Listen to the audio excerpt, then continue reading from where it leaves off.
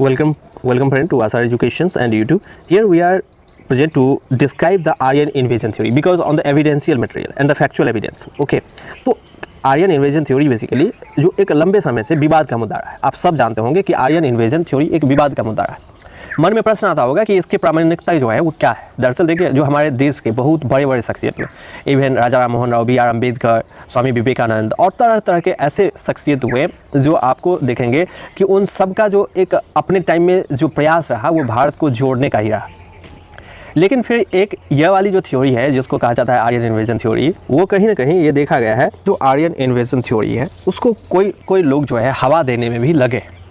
तो जब pre independence जो है ये before 1947 India when got independence, then उस समय में भी जो है वो ब्रिटिश जो है उस चीज़ को आर्यन इन्वेजन थ्योरी को हवा देती थी। आगे चला, देश आगे बढ़ा तो जटिलता जो है और समीक्षा भी आगे बढ़ा। उसके दौरान भी कुछ लोग आज भी आप देखेंगे कि आर्यन इन्वेजन थ्योरी को 100% सही बताने में लगे हुए हैं। दरअसल मुद्दा क्या है, आप लोगों के मन में प्रश्न आता होगा। आज इस वीडियो में मैं पूरी तरीके से प्रूव कर दूंगा कि ऐसा कुछ भी नहीं, ऐसा कुछ नहीं है। इसका ऐसा नहीं, साइंटिफिक एविडेंस के ऊपर रिसर्च आया है और रिसर्च से ये बात पता चल गया है। साथ ही जो B.R. अम्बेडकर जी का एक पुस्तक है जिस पुस्तक का नाम है हुई शूद्र नाम के पुस्तक में B.R. अम्बेडकर ने पूरी तरीके से आर्यन इन्वेजन थ्योरी को नकार दिया है।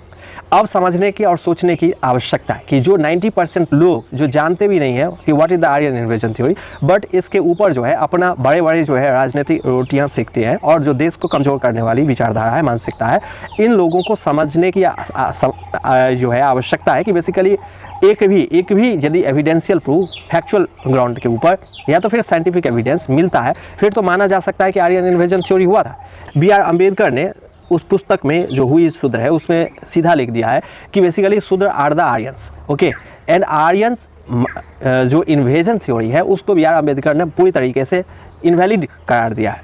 तो आप क्या मानते हैं कि B.R. अम्बेडकर जो है वो नहीं जानते थे? देखिए, आर्यन इन्वेजन जो है थ्योरी जो है एक जर्मन फिजियोलॉजिस्ट था जो 1850 में ये मैक्स मुलर था और जो उन्होंने कहा कि आर्यन इन्वेजन थ्योरी था। तो कुछ लोगों का मानना है, इसके ऊपर मानना है कि दरअसल ऐसा इसलिए हुआ था क्योंकि जो वेस्टर्न पावर जो कॉलोनियल एरा चला रही थी उस टाइम के अंदर पूरे एशिया में आप देखेंगे कि कॉलोनियल रूल स्थापित हो गया था। तो इसको कंटिन्यू और लॉन्ग लास्टिंग बनाने के लिए ऐसा थियरी जो है वो लाया गया था। लेकिन इसका सिद्धांतीय तौर पर और जो सत्यापन के आधार पर भी इस चीज़ का नहीं मिलता है, क्योंकि यदि इंडस वैली सिविलाइजेशन और हड़प्पन सिविलाइजेशन जो आप कहते हैं, तो वहाँ पे जो ये जो सिविलाइजेशन हुआ था, यदि ऐसा कुछ इतने बड़े पैमाने पर यदि कोई आर्यन लोग यहाँ पे आए होते तो इसका कोई सबूत या साक्ष्य होता या कोई दंत कथाएँ होती, ऐसा कुछ भी नहीं है। बिकॉज जो सिंधु घाटी की सभ्यता है वो तो यहाँ पे कलयुग में ही हुआ है, तो ये कोई दूसरे युग की बात नहीं है। But what the matter is basically too much interesting. अब यहाँ पे देख, लेकिन आज हम जो है रिसर्च के आधार पे देखेंगे कि रिसर्च क्या कहती है। देखिए, एक जो है कुछ वैज्ञानिक अमेरिका के और कुछ जो है वो इंडिया के साइंटिस्ट ने 2019 के अंदर रिसर्च किया जो कि पूरी तरीके से एक DNA एल्गोरिथम पे जो है वो बेस्ड थ्योरी था। जेनेटिक एनालिसिस और DNA कोड मैपिंग के आधार पर जो है इस थ्योरी को साबित किया गया कि बेसिकली जो द्राविडियन है और जो आर्यन है उन दोनों में बहुत बड़े संख्या में सिमिलरिटीज है जेनेटिक आधार पे, जो बदला नहीं जा सकता और जो साइंटिफिक रूप से प्रूव्ड है। अब यहाँ पे पहले समय में क्या एक इशू आता था कि जो लोग कहते थे कि द्राविडियन लोग जो होते हैं वो काले होते हैं, जबकि आर्यन जो है उजले होते हैं, और जितने भी जनजातीय समुदाय के लोग हैं वो काले हैं। इट मीन्स व्हाट कि Dravidian peoples are the Adivasi peoples, Dravidian people और द भारतीय ट्राइब्स के लोग जो है वही कहीं ना कहीं वो काले हैं, बाद बाकी जो यूरोपियन और जो इन्वेडर यहाँ पे आए वो उजले हुए। अब यहाँ से एक बात निकलता है, यही एक मुद्दा है जो उनके हाथ में था। लेकिन जब आप आज भी जाएंगे अरुणाचल प्रदेश में, नागालैंड में, इन सब जगहों पे आदिवासी, आदि रामोपासी, आदि जनजातीय समुदाय के लोग जो हैं वो आज भी आपको उजले मिलेंगे, उनके स्किन के कलर जो है वो बिल्कुल वाइट है। तो इस बात से ये भी समझ में आ जाता है कि वो भी थ्योरी कहीं ना कहीं गलत था। तो यहाँ पे सदगुरु एक कमेंट किए हैं कि यही बात मैंने पहले ही शायद बता चुका हूँ आप लोगों को। अब देखिए कि who lived in India before Aryan, एक प्रश्न यहाँ से निकलता है कि आखिर जो है आर्यन से पहले इंडिया में कौन रहते थे? क्या वो प्री द्राविडियन था या फिर भारतीय ट्राइब्स का लोग था या फिर जो है वो ट्राइबल आदिवासी जनजातीय समुदाय के लोग थे? देखिए इन सब आधारों पे हम कह सकते हैं एक सेकंड के लिए कि वो सभी जो है प्राचीन काल में हम सब जो है आदिवासी या ट्राइबल कम्युनिटी से ही बिलोंग करते थे।